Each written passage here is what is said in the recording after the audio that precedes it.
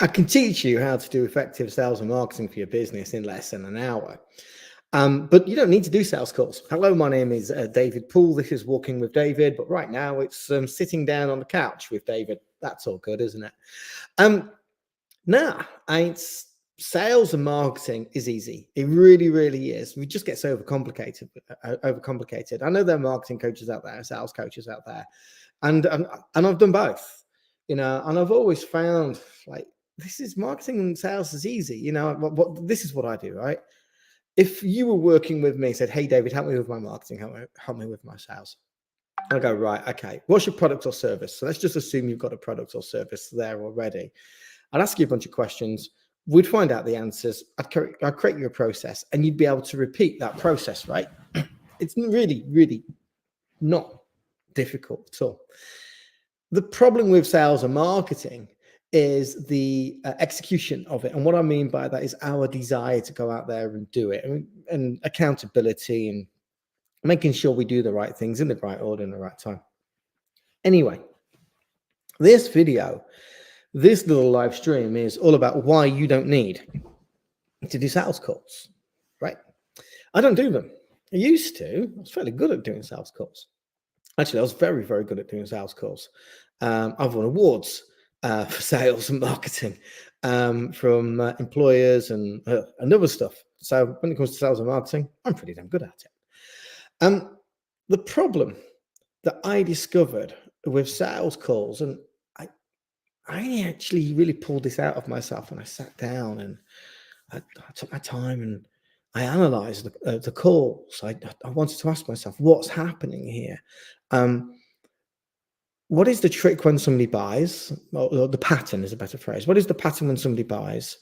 What is the pattern when somebody doesn't buy? And I did it. I measured this from my feelings, right? How did I feel about the call? That's where I was looking at the pattern from. I wasn't looking at the pattern from actions in terms of what actions I did or what actions the customer did or how I felt the customer felt. I didn't do that. I did it because I don't know exactly what all the actions are the client or the potential client is doing, because there'll be actions that I don't see and not presented to me. I can't guess at how they're feeling because some people are exceptionally good at poker. And I didn't want to monitor my actions because my actions always will have a knock-on effect to how the client responds. But what I have got, and the same thing as what you've got, is intuition. We've got this gut feeling, right? So I started to make a note of my feelings after the call. Not my hopes, not my expectations, just my feelings. And to do that, I had to put myself in a very calm state. So I went for a walk. I went go for a walk down by the river here in Cognac. I just breathed it out, breathed it in, and the first thoughts that I had was usually the truest, most purest thought and feeling that I had about the call. So I might have said to myself, "That was amazing! What a great call!" Or didn't that end on a high? Or that customer's not going to buy. Here's why. And I went for a walk, and I didn't think it out. I felt it out, and this got me leading to a point of why we don't need to do sales calls. You see, those who didn't buy, my feelings were that their tonality had changed, their excitements had changed. So we'd gone from excitements and prosperity into a degree of, I'm going to say, caution and retrospection and reflection And I felt that they were jumping from logic to emotion and emotion to logic. And I felt that there was critical analysis, which is fine. And I felt that there is sometimes doubt and sometimes uncertainty. They don't really have doubt and uncertainty with me. The pattern was they had doubt and uncertainty for themselves. Is this right for me? Can I continue with this commitment? If I'm going to go all in, I'm going to go all in. It was those sorts of situations. And sometimes what really boiled to the top was objections. David, I'm not sure if I can do this. I'm not sure if I've got the money. I'm not sure if I've got the time. I'm not ready for this right now. I need to do a few other things first. And they tend to object in 3 different areas. The vehicle, and the vehicle is the actual service or product they're buying from me. Their view of themselves and their view on the world. And their objections float around there. And it got me thinking. I thought, sales calls aren't great because they bring up negative energies, and they need to convince and persuade themselves that this is the right thing for them. I don't want to be in that space. That's me. I don't want them to be going through that. I don't want them to be going through objection handling. Not at all. It isn't right. So what can I do about it? You see, here's another thing as well. I've had very, very, very, very few people ask for refunds. I can tell you, we're in 2024. Since 2019, I've had 2 people say this is not right for me. And I've worked with hundreds of people, right? But I still don't like that, because what they've done is they've gone through thought afterwards of buyer's remorse. Oh, it's not right for me to have my money back.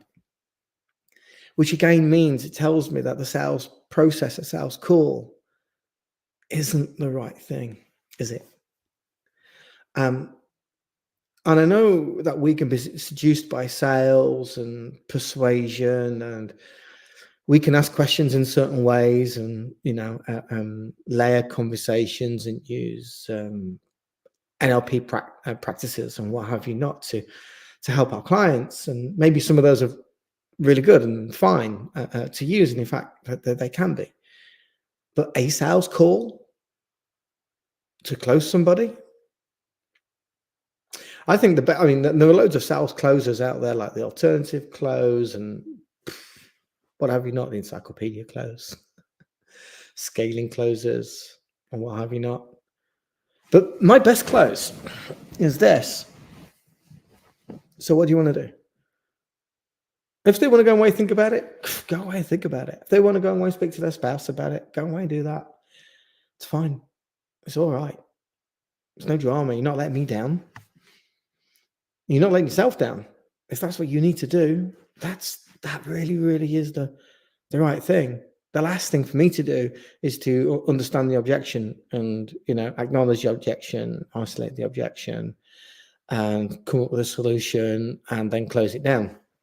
I'm very good at that, but it's the wrong thing. Why? Because it creates the wrong energy. And you want clients that are joining you that have the right energy, that have both feet into you. They go, right, I can't wait to start working with David Poole, because this is going to be absolutely amazing, and I'm all in, and I'm going to do everything I can to get the best out of David Poole.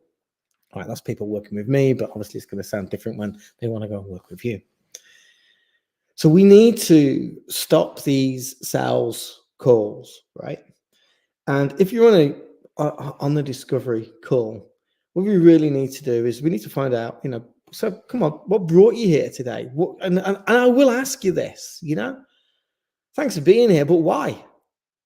What is it I can do for you today? What is it that you need? Where are you at right now? Where do you need to be?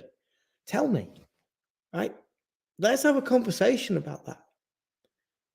And I promise to you, and you should be promising to your clients as well, that if I can't help you, I'm not going to tell you that I can. I'm not going to try and show you a different way. So you might say, hey, David, you know what? The reason why I'm here today is because I heard that you're a marketing master and I'm having trouble with my Facebook ads. So I want to chat to you today about my Facebook ads. If that's your situation, I'm going to say, hey, you know what? I'm not your guy. I can't do that. That's not me. You might say to me, David, and by the way, I'm not your guy on Facebook ads. I might say to you, you know, why are you choosing Facebook ads? Well, you know, and you might say, hey, David, I think it's a really good way to try and find clients. Right. Okay. So the reason, so is the real reason here that you want Facebook ads, or is the real reason here that you want new clients? The real reason, David, is why I want clients. Okay. So why are you choosing Facebook ads? Well, I want to save time. You know, I don't want to do it organically. All right. Okay. So you want to save time for advertising. Do you want to have a conversation? Do you want to have a conversation about that? Or do you want to be specific about Facebook ads? Because if you want to have a conversation about advertising and you know, and saving time so you can better portion your time elsewhere, I can have a chat with you about that, no problem. But I can't have a chat to you about Facebook ads. I mean, I've used them, but I'm not the expert in it. I can show you experts.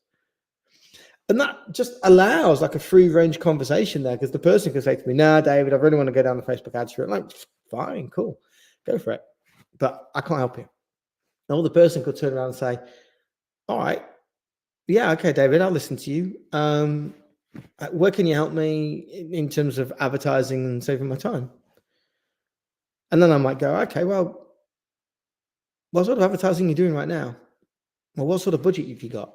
Because the person, you know, I could ask the question, you know, what sort of budget you've got? The person might go, I've got 10,000 bucks. I've got $10,000. Right. Okay. Cool. You got $10,000. Is that a month, a year? That's a month. Okay. I might ask the question, you know, how long can you run with $10,000 a month for? And then they go, well, I can go for the next 3 months without bringing any clients in. So, okay, you technically got a $30,000 budget. Yeah. Okay. And you wanted to put all that into Facebook, I'd say. And they might go, yeah, I was going to put all that into Facebook. What if you actually, a good question I might ask is, what if you might take some of that money and actually put it into somebody making phone calls for you instead? And they might go, well, the reach might not be as massive. The reach might not be as massive, but what you're getting back from the person making phone calls is live information. I'm not interested. You know, so you employ somebody. I know you're speaking to somebody who's got perfect English. He or she is based out in the Philippines, paying them, let's just say $5 an hour, because the math is quite easy, $200 a week. And let's just say you've got 5 of those people. So you're spending $1,000 a week on 5 people making phone calls for you. Doing it over 5 weeks, you know, there's a serious chunk of change that's gone out of that 10,000 budget. But they're going to make a load of phone calls, and they're going to come back and say, hey, you know what? We made these 2,000 phone calls, and 80 people have booked into your diary, and 900, and add to the 920 other people, 800 or 600 didn't pick up the phone, 320 did pick up the phone, and add to that 320, 200 said no thanks, and out of those 200 that said no thanks, 50 said we can phone back next month. You've got some real-time data there. And this is, so I'm kind of like ad-libbing here, but in terms of like, we don't need sales calls. Going back to the original part on this live that I'm doing here with you right now, I'm not doing a sales call. I'm doing a discovery call with those people. The person comes to me and said, hey, David, you know, can you help me with Facebook ads? I'm going, no, I can't. So I ask them another question. Why do you want Facebook ads? Blah, blah, blah, blah, blah. What I'm doing is I'm just asking really cool questions. Person might then turn around to me and say, hey, David, can you recruit those people for me?